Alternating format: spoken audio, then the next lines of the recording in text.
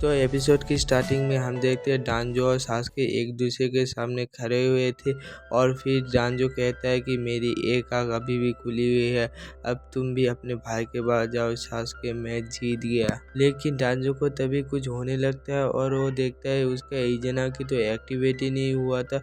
फिर वो जमीन पे गिर जाता है, जिसके बाद मादरा बताता है कि डांजो की सभी आँख पहले ही बंद हो चुकी थी, लेकिन सास्के ने उसके ऊपर गेंजुत्सु कर दिया था, जिसकी वजह से डांजो को लग रहा था कि उसकी एक आँख भी बची हुई है, लेकिन सच्चाई तो कुछ और ही था। सास्के ने पहले ही कंफर्म कर चुका था कि तुम्हें अपने गेंजुत्सु में फंसा सकता है और उसने इसी बात का फायदा उठाया, तुम्हें अपने ही घमंड में तुम्हें हरा दिया डांजो। फिर हम देखते हैं डांजो जमीन पे पड़ा हुआ था और सास्के डांजो को कह रहा था कि ऊंचा से कभी भी पंगा नहीं लेना। फिर कारिन उसे हील करने आ जाती है।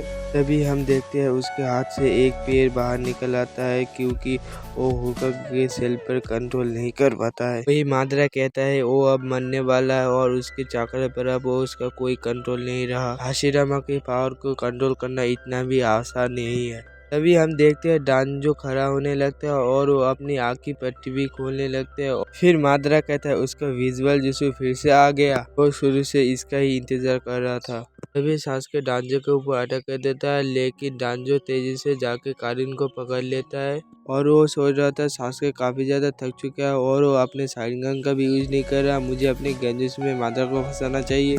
फिर सास्के उसे कहता है तुम कितने कमजोर हो, तुम्हें अपनी जान बचाने के लिए दूसरों का सहारा लेना पड़ रहा है। फिर डांजो कहता है ऐसा नहीं है, मुझे अपनी जान प्यारी है, लेकिन इस निंजा वर्ल्ड के लिए मुझे जिंदा रहना पड़ेगा, मैं आज नहीं मरूंगा। फिर सास्के कारिन को हिलने से मना करता है और कारिन सोचती है शायद सास्के मुझे बचा लेगा, और वो डांजो और कारिन दोनों को ही मार देता है और वो कहता है तुम अगर इतनी धीमी हो कि कोई भी तुम्हें अपना होस्टेज बना ले तो तुम एकदम बेकार हो। इसके बाद कारिन नीचे गिर जाता है और डांजो जान बचा के भागने लगता है और सास्के डांजो का पीछा करने लगता है। तभी मादरा सामने आकर कहने लगता है कि डांजो मैं सिसुए की आग वापस लेने वाला हूँ। हम तभी डांजो के पास्ट को देखने लगते हैं और डांजो एक मिशन पे था। तभी डांजो के साथी सभी सेकंड होकागे के पास जाते हैं।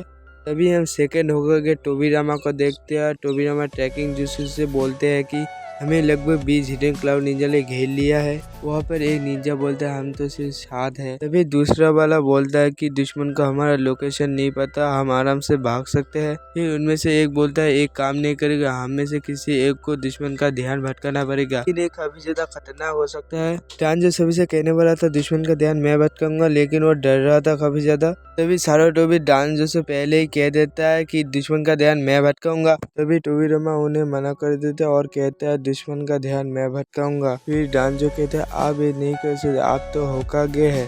फिर टोबिरामा कहता है डांजो तुम हमेशा साराटोबी से लड़ते रहते हो, इसे एक आपसी झगड़ा मत बनाओ, ये एक साथ काम करने का वक्त है। इसके बाद वो जाने के लिए तैयार हो जाते हैं और कहते हैं साराटोबी उनका ध्यान रखना जो तुम पर भरोसा करते हैं, कल से तुम लीप को नए होकागे, लीप का ध्यान रखना।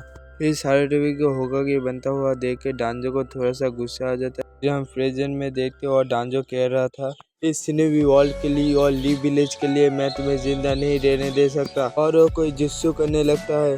फिर मादरा कहता है ये तो रिवर्सलिंग जुत्सु है, सास्के डांजो से दूर हो जाओ। फिर हम देखते हैं डांजो के अंदर से कुछ ब्लैक कलर का बाहर आता है। फिर हम देखते हैं डांजो साराटोबी को याद करने लगता है जब साराटोबी ने लीप विलेज के लिए अपना जान कुर्बान कर दिया था। तुमने लीप विलेज को बचाने के लिए अपनी जान कुर्बान कर दी, अब वो भी मैं भी करूंगा। मैं इन दोनों को रोक के रहूंगा, लेकिन आखिरकार मैं होकागे नहीं बन पाया। फिर हम एक पास देखते हैं और साराटोबी और डांजो एक दूसरे के साथ खेल रहे थे और ये एपिसोड यहीं पर खत्म हो जाता है। आई होप गाइस आपको ये एक्सप्लेन वीडियो अच्छा लगा होगा, और अगर अच्छा लगा होगा तो सब्सक्राइब और लाइक कर लो भाई।